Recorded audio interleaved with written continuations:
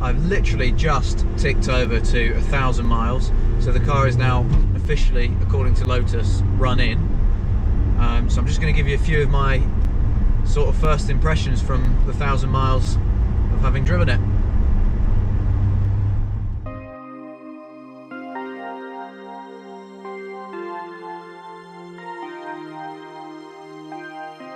Out here on the street, I'm losing my way. You've gotten to me, and that's my mistake. Some might say I can't get too far without seeing you go.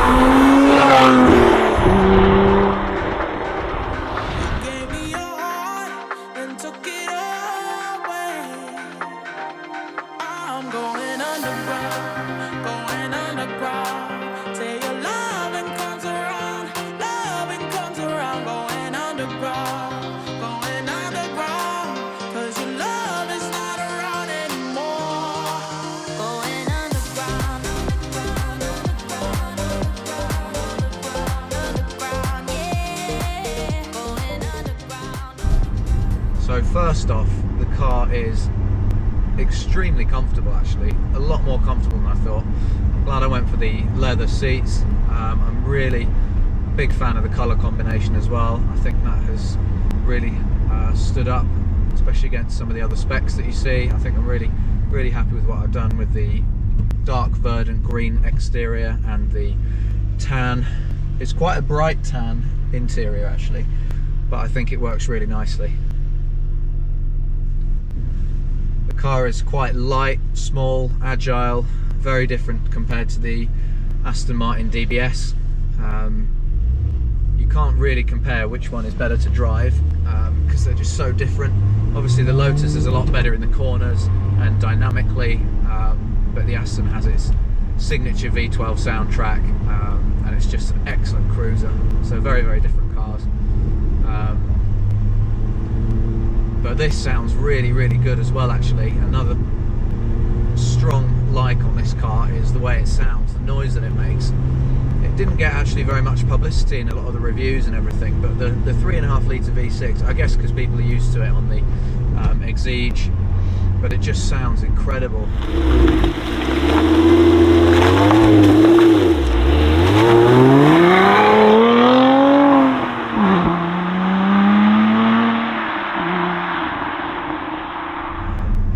Supercharged whine is just amazing as well. Really big fan of that. 3.5 litre, of course, Toyota supercharged V6 from the Camry.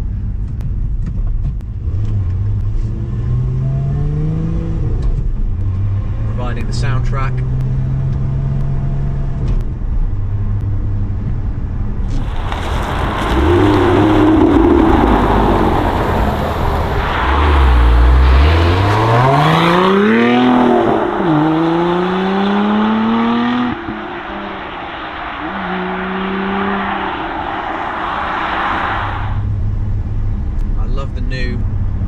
Interface, the digital dash, just unheard of in a Lotus. And the KEF audio system, actually, it's not been mentioned much in the reviews, the journalists, but I think that's really good. The bass is amazing. Just dynamically though, the way that the car handles, it's how a Lotus should be. No surprises there, but really glad this carried forward to the Emira.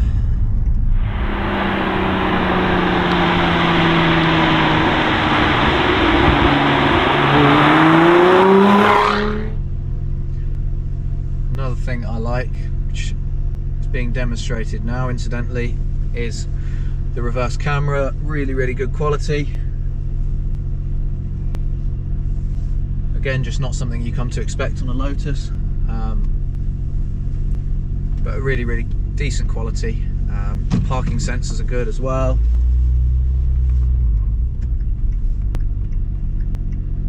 I'll just give you a flavour of that sound coming out of this junction now, because I'm still so impressed with the sound of the car,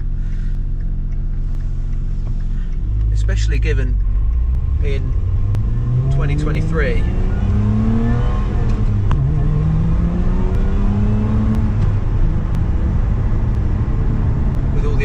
filters and the way the world is going, you can't actually have that much fun with the exhaust sound of a car. But I think Lotus have done really, really well preserving the tone of this engine.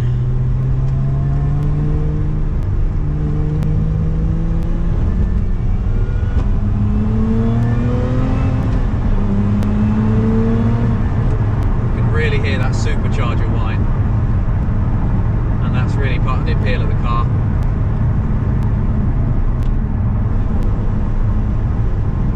Gear shift's lovely, love the exposed linkage on it.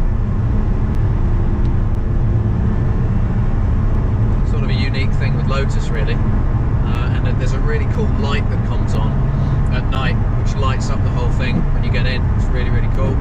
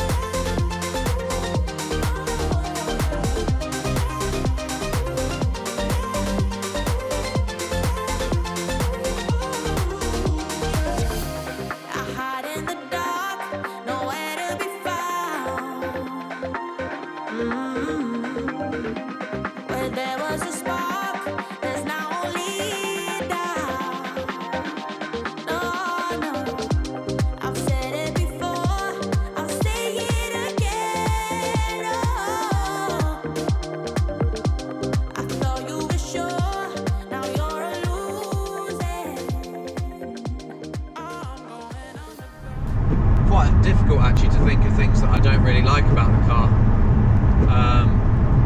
The steering is quite heavy at low speeds, but then again that's just what you expect. Obviously the power steering as you go up. I've had one or two issues with the CarPlay just turning off, but nothing serious, and it's always come back on. The aircon once decided to stop working just mid-drive. I couldn't get that on, but then again, as soon as I started the car, it came back on and started working fine. It's been fine ever since. Major dislike was just how long I had to wait for the car. It was about 1 year and 7 months after I'd initially placed the deposit. But at least now I can absolutely say it was worth the wait. You get your 3 driver modes in this car, which I think are new with the Emira. You've got the Tour setting. I also went for the touring suspension. I'm glad I didn't go for sport suspension because it's quite firm as it is on the road. It's comfortable, but it's firm. So I don't know what the sport suspension would have been like. But yeah, I'm quite glad I went with the touring.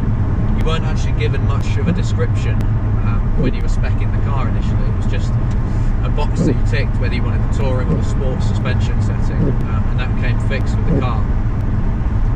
But yeah, thankfully I went for the touring. And then the other 2 driver modes that you get are the sport, which opens up the valves a little bit and you can hear a bit more of the exhaust. And then you've also got track, which turns everything off. ESC off, stability, traction control off as well.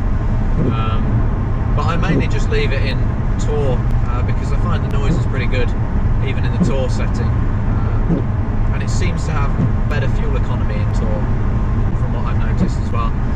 Fuel economy is quite good, about 200-250 miles out of the tank if you're driving sensibly, but that can obviously go down significantly if you're driving less sensibly.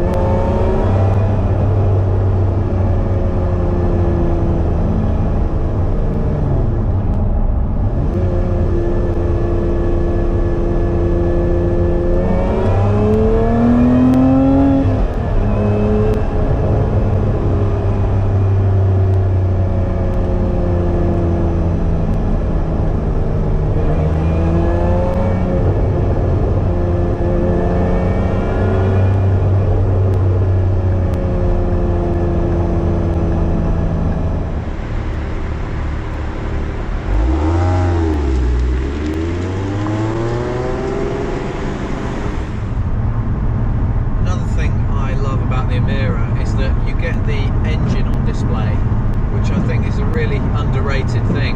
You know, even on Ferraris now you don't tend to get the engine on display, but I think that's a really nice touch, and you can see it when you're driving through that rear window. I just think that's really cool to have that on display.